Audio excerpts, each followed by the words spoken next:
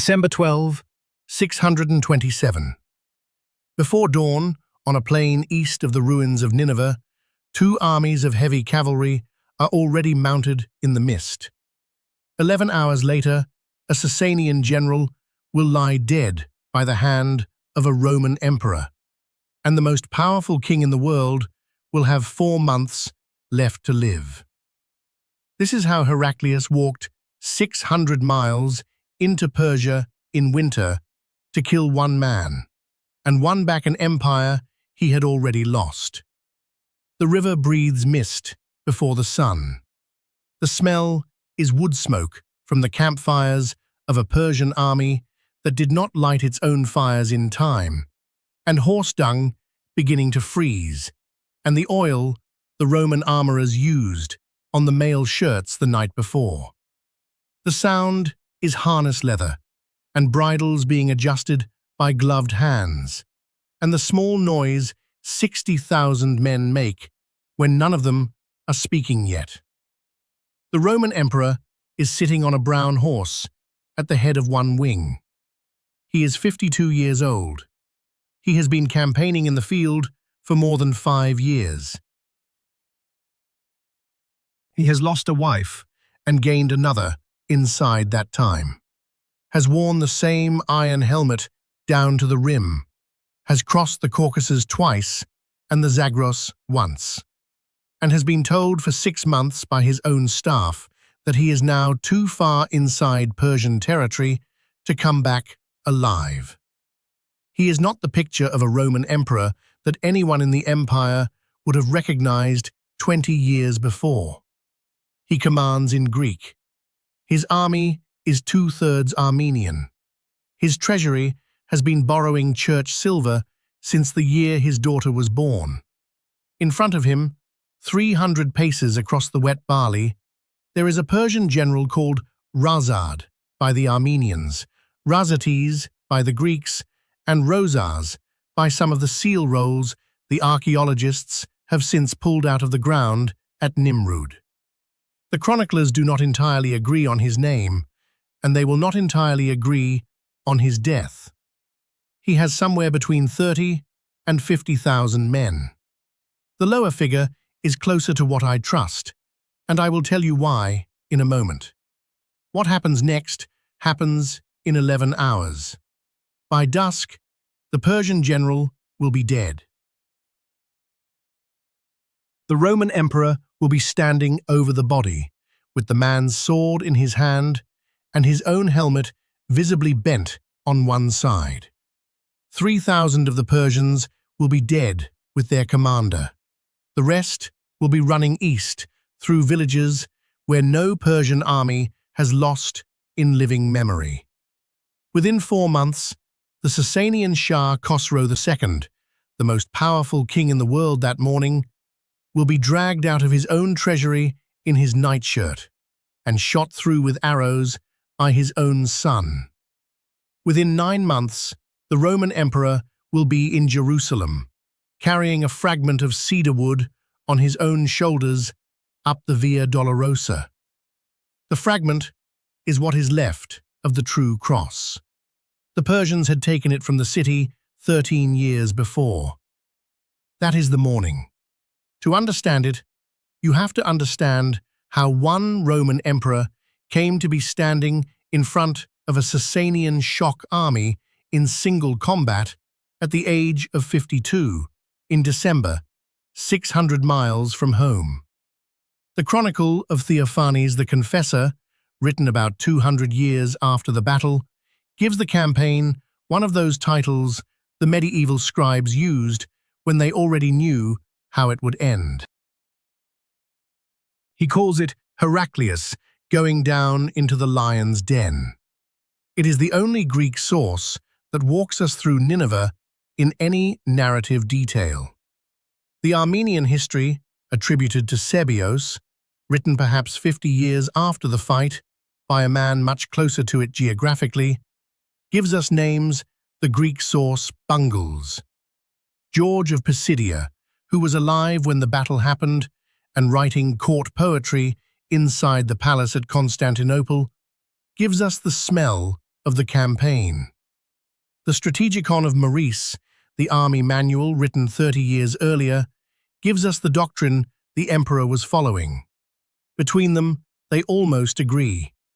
I read this passage in Theophanes 3 times before I noticed what he is not saying. He tells us Heraclius cut off the Persian general's head with his own hand.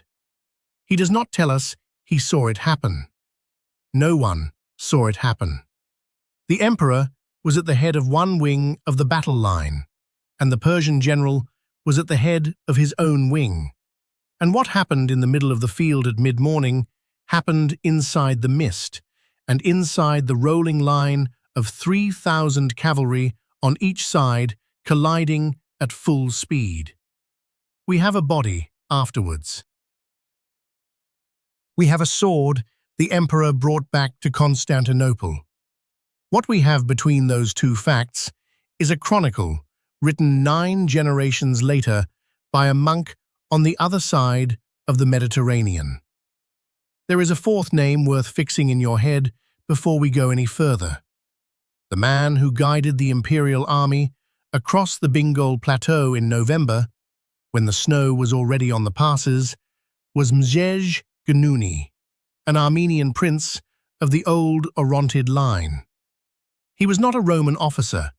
He was a local who knew which valleys were already snowed in, and which ones could still take a column of cataphracts in heavy mail. Without him, the campaign would have died in a pass north of Lake Van, and the Persian general would have died in his bed years later. Hold him in mind. The chronicle hardly does. This is the kind of channel where one battlefield gets walked over slowly. The chronicles get read against each other. The disagreements between Theophanes and Sebeos do not get smoothed out. They get named. If that is the work you came here for, you already know what to do. The next chronicle is already in editing. Back to the mist on the Zab. To understand what happened in that mist, you have to understand what the Roman Empire had already lost, and what walking across Persia in winter was supposed to win back. On the 5th of April in the year 622, Heraclius walked down to the harbour of Constantinople with a small pack on his shoulder, the kind of pack any officer of the cataphract regiments would have carried, and stepped on board a ship sailing across the Sea of Marmara to a small port at Pyli. He did not announce his departure. The patriarch Sergios was left in charge of the city. The boy, who would later be his eldest son, was left with the patriarch. The emperor's own wife, Martina, did not yet sail with him. She would come later, against canon law and against the howling of clergy, because she was also his niece, and Sergios had married them anyway, because the empire had run out of other women who would marry a man bankrupt to the church and at war with the world. What Heraclius was doing was unheard of. No Roman emperor had personally led an army into the field since Theodosius I had stood at the Frigidus in 394, 228 years before. Augustus had stopped doing it. Marcus Aurelius had done it. Then, for 2 centuries and more, emperors had stayed in the capital and let their generals win or lose the empire on their behalf. The reason was simple. An emperor on a battlefield could be killed on a battlefield. An emperor killed on a battlefield left an empire to whoever picked up the body. Valens had taught the world that at Adrianople. The capital remembered. Heraclius left anyway. He sailed across the Sea of Marmara with the pack on his shoulder because there was nothing left in the treasury to fund a general he could trust, and no general he trusted with the few men he could still field. He had already made his decision in the cathedral the previous winter, in a service Sergios had constructed for him alone. The patriarch had handed him an icon of Christ Pantocrator and an icon of the Virgin, and he had carried them out of the church on his own shoulders, and the chroniclers had used the language of someone walking under a yoke. 12 years on the throne, 12 years of inheriting a war he had not started, and watching it lose ground every winter. The world Heraclius had inherited in October 610 was already broken. The previous emperor, Phocas, had taken the throne in a coup by stabbing the emperor Maurice in front of his own sons. Maurice's officers had defected to Persia rather than serve a usurper. Khosrow II of the Sasanians, who had once been restored to his own throne with Roman help by Maurice himself, used the murder as a casus belli that had not run out of grievance in 12 years. By the time Heraclius killed Phocas in his turn in October 610, the Persian armies were already inside Syria. Antioch had fallen by 613. The 7th century chronicler who recorded it gives a number for the dead inside the city, which I do not trust. The manuscripts disagree on whether it was 90,000 or 90,000, but the city was emptied. In 614, a Persian general called Shahrbaraz, the Wild Boar, took Jerusalem. The chronicles in Greek say the Persian army butchered the inhabitants of the holy city in their tens of thousands. The Syriac chronicles, written closer to the event, give much smaller numbers and put part of the killing on the Jewish population of the city, who had welcomed the Persians as deliverers. I lean toward the lower estimate and toward Antiochus Strategos as the angriest of the witnesses, which makes him a witness to remember and a count to discount. Whatever the number, the same army carried out of the city the relic the Empress Helena had brought back from Calvary 3 centuries before. A fragment of cedar wood the empire had organized half its theology around. The true cross went east. In 619, the Persians took Egypt. The grain that fed the city of Constantinople had come up from Alexandria since the time of Augustus. By the spring, Heraclius walked down to that harbor with a pack on his shoulder. The dole that the citizens of Constantinople had collected for 2 centuries had been suspended. The empire had lost Egypt, Syria, Palestine, Mesopotamia, most of Asia Minor in seasonal raids, and the bones of the city's diet at one stroke. There was one thing left. The army the empire still had in the field was no longer the Roman army of the manuals. It was something stitched together from the remains of the Mauritian thematic forces in Anatolia, from Armenian princes who came to the war because the Persians had been worse to their highlands than the Romans had ever been, from Caucasian Albanians and Lazzi from the eastern shore of the Black Sea, and from the few legions of the old Eastern Field Army that still answered the muster. The language of command was Greek. The official language of the empire had been changed from Latin to Greek inside Heraclius's own first decade.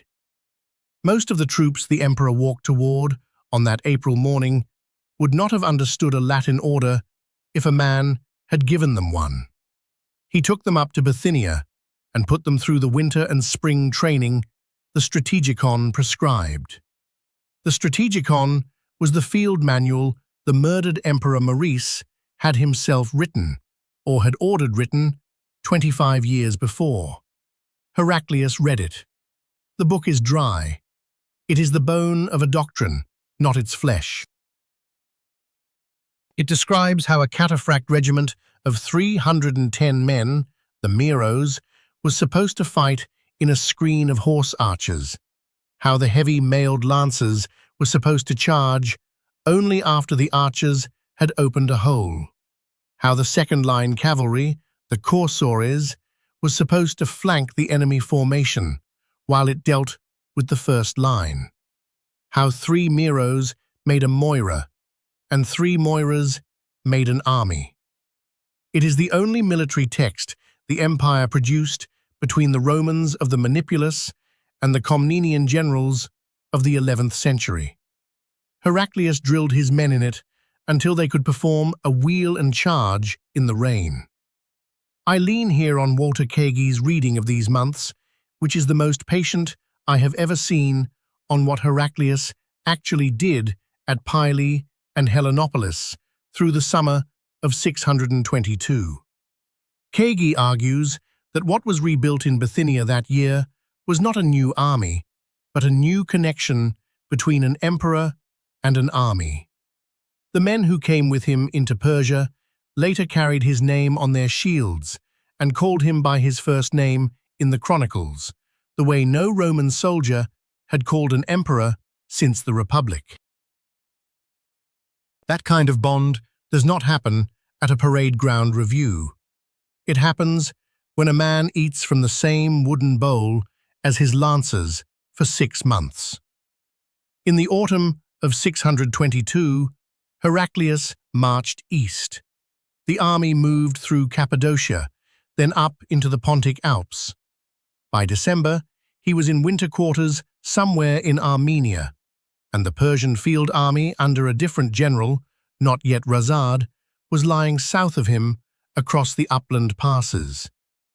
What Heraclius did over the next 4 years is one of the most patient operational sequences any Roman emperor had performed since Trajan.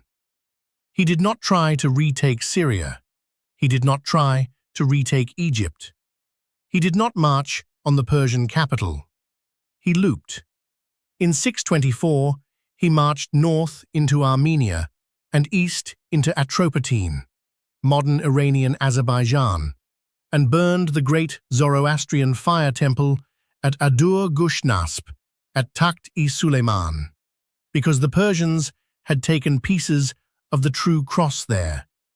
Through 625, he fought running engagements in the valleys around Lake Van and along the Araxes. In 626, he wintered in Lazica, on the eastern shore of the Black Sea, and made allies of the Western Turks, who came down through the Caucasus passes and joined him outside Tbilisi. The chronicles call the Turk leader Zebil. We are not entirely sure whether this was the Yabgu of the Western Turkic Khaganate himself or his deputy. Either way, 40,000 Turkish horse archers came south with him in the summer of 627. 6 months after that, the Turks went home. They had had enough of the Caucasus winter. Heraclius continued south alone, with what was left, perhaps 30,000 mounted men, perhaps fewer. By November, he was at Bingöl. By the first days of December, he was crossing the Greater Zab into the Persian heartland. The night of the 11th of December, his outriders came back from the south with the news.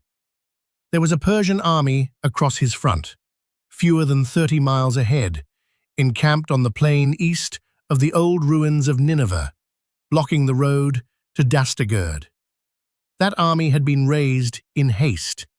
Khosrow II, sitting in his favored palace of Dastagerd on the road to Ctesiphon, did not believe the reports that came in from the north. The reports said a Roman emperor was inside Iran in December with cavalry. Khosrow had outlived 3 of his generals in the war. He had survived a coup. He had stood inside the gates of Antioch and at Jerusalem when the true cross was carried east in triumph. He had built 2 palaces and a hunting park the size of a Greek province. He was the most powerful man on the inhabited side of the world, and he could not bring himself to believe that the empire he had been carving apart for 26 years had walked across his border with a sword. It was here that Khosrow wrote the dispatch that would condemn Razates and his army. He sent a messenger to the field commander with sealed orders in Pahlavi, forbidding any retreat and requiring engagement on whatever ground the Romans were found. The messenger reached Razates the night of the 11th. The chronicles do not preserve the exact wording, but they preserve the fact. Sebios, who is closer to the Persian seal rolls than Theophanes ever was, mentions the dispatch in passing. Theophanes does not. The order forbidding retreat is the reason the next morning happened the way it happened. Without it, Razates would have pulled south, and Heraclius would have walked into an empty plain. In the same hour that the Persian dispatch was being read by lamplight east of the Zab, the imperial army on the western bank was being walked along its lines by an emperor on foot. The strategicon prescribes that the commanding officer should walk among the units the evening before battle and speak to as many men as he can by name. The detail is in the manual. Heraclius performed it that night. Theophanes records the practice without comment, the way you record something that happens so often it does not need explanation. He went among the soldiers. He spoke to them by their names. One of the men he spoke to was an Armenian peasant from the Mush plain who had ridden with the column from the previous spring and who had asked, twice in November, to be released to go home. The emperor had not let him go. The man's mother was alone. His wife had not had word from him in 18 months. The boy he had left at home was 3 years old when he marched and would be 4 by spring. The chronicler does not give us the man's name. The chronicler gives us the practice. Heraclius stopped in front of him in the dark and put a hand on his shoulder and said the kind of thing a man says when he has run out of arguments for keeping someone in his army, except that he needs him. He said, "Hold one more morning. After the morning, you ride for Mush. I will not ask again." The man held one more morning. The chronicle does not tell us if he survived it. The chronicle tells us that the practice of an emperor walking among his men in the dark before a battle and stopping in front of soldiers by name was the reason the army Heraclius brought to the Zab fought the way it fought. The strategicon describes it as a maneuver. Theophanes describes it as a habit. I am inclined to think it was the difference between an army that stood and an army that broke. Across the river, the mist was already beginning to rise out of the ground. A trumpet went off behind the Roman line at the hour the strategicon called the second watch of the morning. Not a fanfare, a short, flat blast, the kind used to start a wheel maneuver. Heraclius was already mounted. He had pulled on the mail shirt and the iron helmet without padding because there had not been time to lay the padding straight. He rode along the front of his own wing at a hand canter, with the standard-bearer 1 length behind him. The army was drawn up in the doctrine of the strategicon. 3 lines deep, cataphracts in the center, cursors on the flanks. A screen of horse archers in front, ready to ride off on signal. Across the river, the Persian line was already moving. Razates had crossed the Zab in the dark, on a ford the locals had shown his scouts the night before. He had brought his army out of camp and onto the plain before sunrise, because his orders forbade him to retreat, and because he believed the mist was on his side. The mist was thick enough that the Roman archers in the screen could not see 30 paces in front of their horses. The Persians believed they could close into the Roman line in column before the Romans could shift formation. They were almost right. The first contact happened inside the mist. Theophanes describes it the way an old soldier describes weather. The Persians came in at the trot, and the Roman archer screen rode out as it was supposed to, and 1 volley went off into the grey wall, and another did not. Then the screen wheeled and pulled back through the gaps in the cataphract line, and the gaps closed, and the heavy lancers in their iron mail stood with their contaria couched and waited. They waited 8 seconds. Theophanes does not give that number. My own count of the maneuver, using the Strategicon's pace tables, gives 8 seconds. Then the Persian column hit the Roman line at the gallop.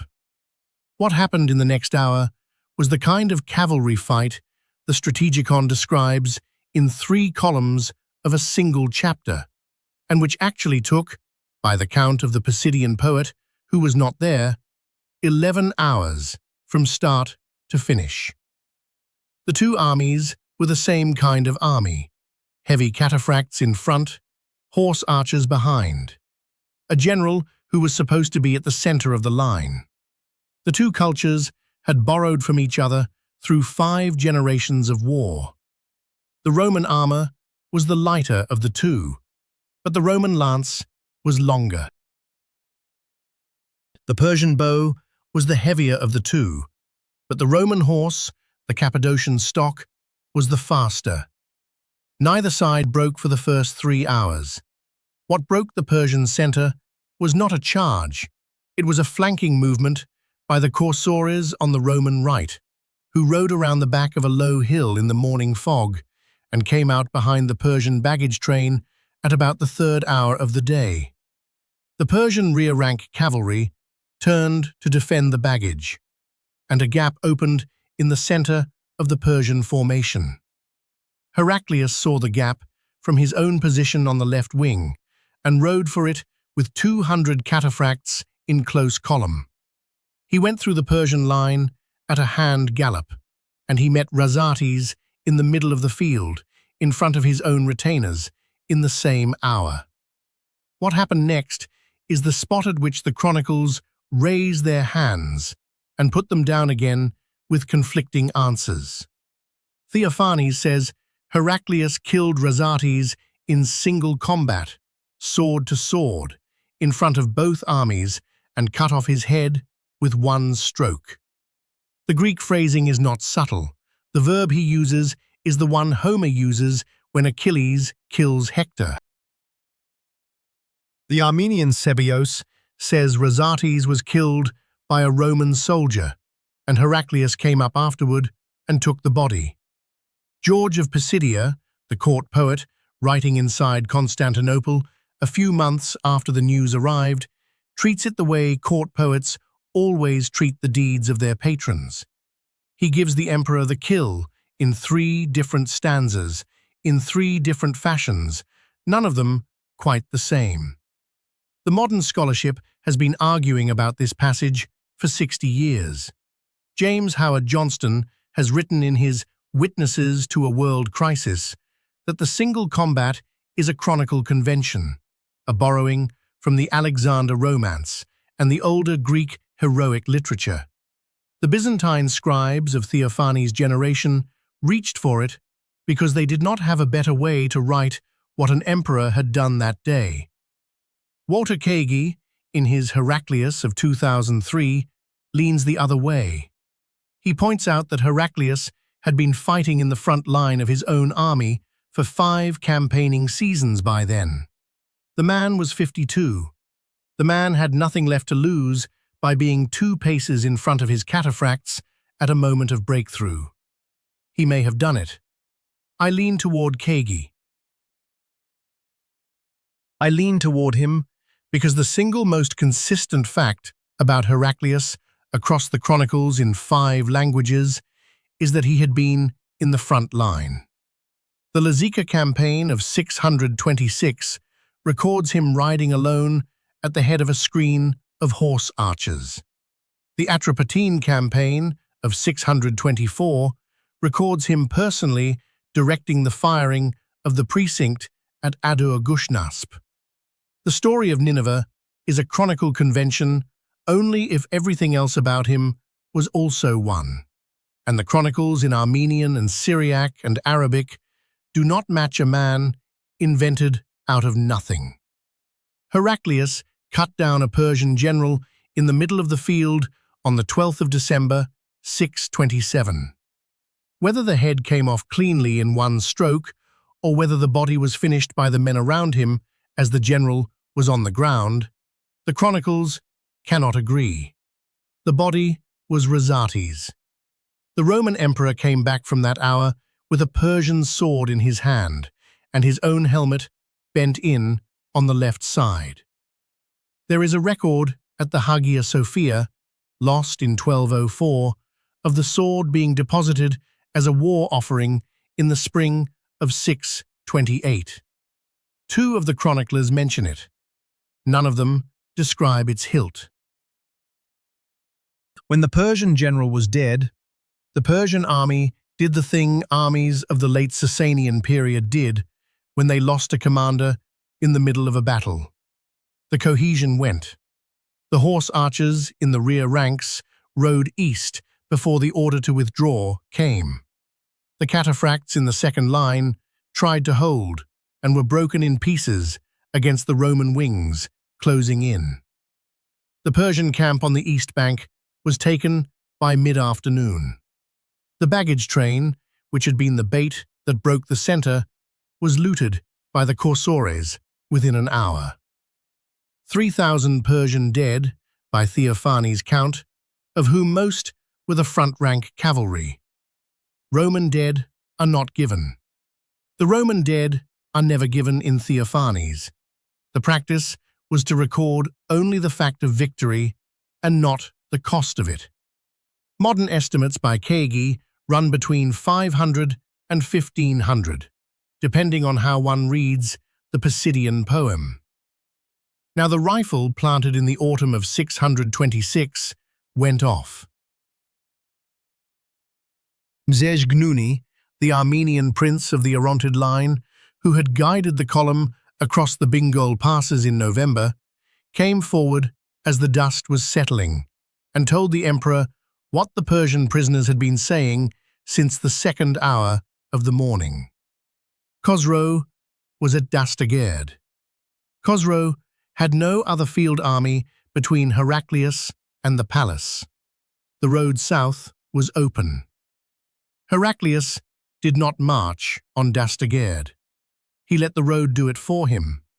He moved south slowly through January, taking the surrender of small Persian garrisons one at a time, sending letters to the court of Khosrow at Dastagerd asking, in the polite Greek that the chancery had always used with Sasanian peers, for peace. Khosrow did not answer. By February, the Roman army was within 70 miles of the palace. Khosrow left the palace in haste, taking the queen and his 30 children, and crossed the Tigris on a bridge of boats, which he then ordered burnt behind him. What happened after he reached the other side was not done by Heraclius. It was done by the Persian elite. The Shah had failed for 26 years. In the last days of February 628, a faction at the court, led by the heir, Shiroe, walked into the chamber where Khosrow was hiding in his treasury and arrested him. They held him for several days in a building the chronicles call the House of Darkness. On the 5th day, by the count the chroniclers preserve, he was killed by men who did not enter the room, so that no one of them would have to take the blame. Shiroe was crowned as Kavad II. His first act as Shah was to send envoys to Heraclius asking for peace. The peace was signed by spring.